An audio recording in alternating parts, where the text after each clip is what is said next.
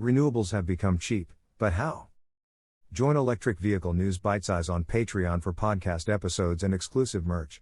Renewables don't yet dominate, whereas fossil fuels do dominate the global electricity supply because, until recently, fossil fuel power generation was the cheapest. This situation has changed dramatically. In most places, new renewable power generation is now cheaper than new fossil fuels. To see the way forward, we must understand the present. Today, fossil fuels, coal, oil and natural gas, account for 79% of the world's energy production. With the burning of fossil fuels accounting for 87% of the world's carbon dioxide emissions, a world based on fossil fuels is unsustainable, and they endanger the lives and livelihoods of future generations and the biosphere around us. That same energy source now kills many people. Air pollution from burning fossil fuels kills 3.6 million people in countries around the world every year. That's 6 times the number of deaths from all murders, wars, and terrorist attacks combined each year. It is important to remember that electrical energy is only one of several forms of energy that humans rely on. Therefore, the transition to low-carbon energy is a bigger task than the transition to low-carbon electricity. Renewables and nuclear energy, safer and cleaner than fossil fuels. Fossil fuels dominate the world's energy supply because they used to be cheaper than all other energy sources. If we want the world to be powered by safer and cleaner alternatives, we must ensure that these alternatives are cheaper than fossil fuels. The world's electricity supply is dominated by fossil fuels. Coal is by far the largest source, providing 37% of electricity. Natural gas is second, supplying 24%. Burning these fossil fuels for electricity and heat is the single largest source of global greenhouse gases, accounting for 30% of global emissions. For comparison, on a consistent basis, energy prices are expressed as levelized cost of energy. You can think of levelized cost of energy from the perspective of someone who is considering building a power plant. If you are in this situation, the levelized cost of energy is the answer to the question, what is the minimum price my customer needs to pay so that the power plant can break even over its life cycle? The levelized cost of energy records the construction cost of the power plant itself as well as the ongoing cost of fuel and the operating cost of the power plant over its life cycle. However, it does not take into account costs and benefits at the energy system level, such as lower prices due to low carbon generation and higher system costs when storage or backup power is required due to variable output from renewables. We will return to storage cost aspect later. This clearly shows that this is a very critical metric. If the levelized cost of the energy you choose as a power plant builder is higher than the price of the alternative, you will have a hard time finding someone willing to buy your expensive electricity. Within the last 10 years, the price of electricity from nuclear became more expensive, gas power became less expensive, and the price of coal power, the world's largest source of electricity, stayed almost the same. Later we will see what is behind these price changes.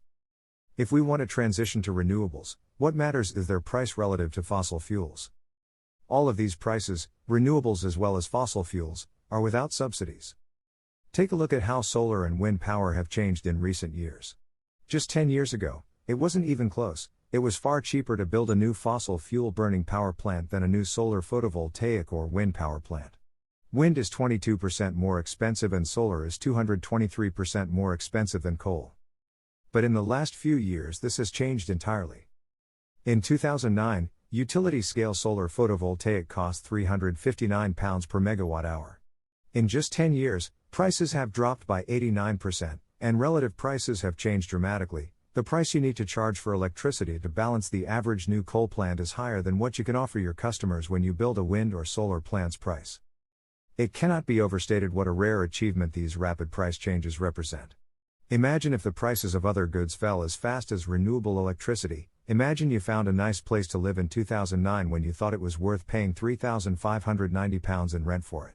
If housing prices had seen the solar price drop we've seen at the time, that would mean you'd only be paying £400 for the same place in 2019. Relative prices are important in deciding which type of power plant to build.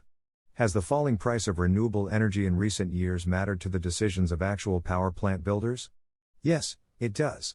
Wind and solar have expanded rapidly in recent years. In 2019, renewable energy accounted for 72% of global capacity additions. How can this be?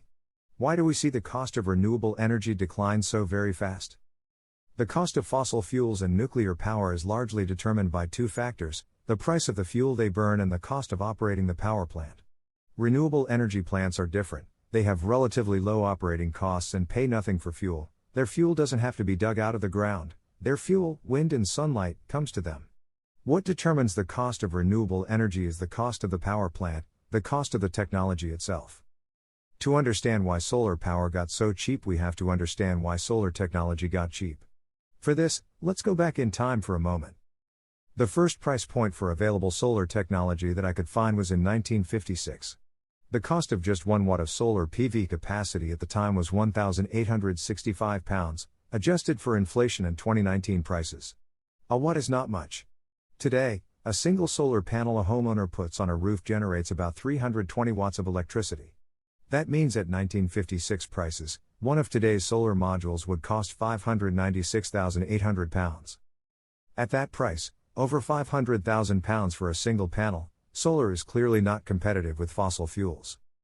Far from dying, solar power has grown to become the cheapest source of electricity in the world today for 2 reasons.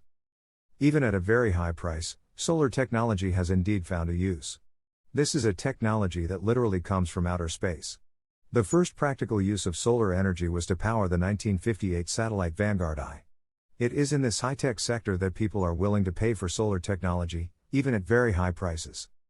The second important reason is that prices fall when solar module production increases. More production gives us the opportunity to learn how to improve the production process, a classic case of learning by doing. Initial demand in the high-tech sector meant some solar technology was produced, and this initial production started a virtuous cycle of increased demand and lower prices. To meet growing demand, more solar modules are deployed, leading to falling prices. At these lower prices, the technology becomes cost-effective in new applications, which in turn means increased demand. In this positive feedback loop, solar technology has been powering itself since its early days in outer space. Renewables have no fuel costs and relatively small operating and maintenance costs, which means that the cost of renewable energy is proportional to its technology cost. The key technologies of renewable energy systems, solar, wind and batteries, themselves follow a learning curve. Every doubling in installed capacity leads to a drop in cost. Please listen to our podcast, Electric Vehicle News Bite-Size, on Apple Podcasts, Google Podcasts, Overcast, Breaker, Castbox, Pocket Casts, Radio Public, Stitcher, Amazon Music, Audible, Ghana, Samsung Podcasts, YouTube, or click www.anchor.fm/Daniel Fearns. For more articles, search http://www.harrogatelectricvehiclenews.com. If you enjoyed this article, Red Speng Motors delivery results for December and Q4 2021. Photo by Pixabay on Pexels.com. This content is for patrons only, it's not locked for you because you are an administrator.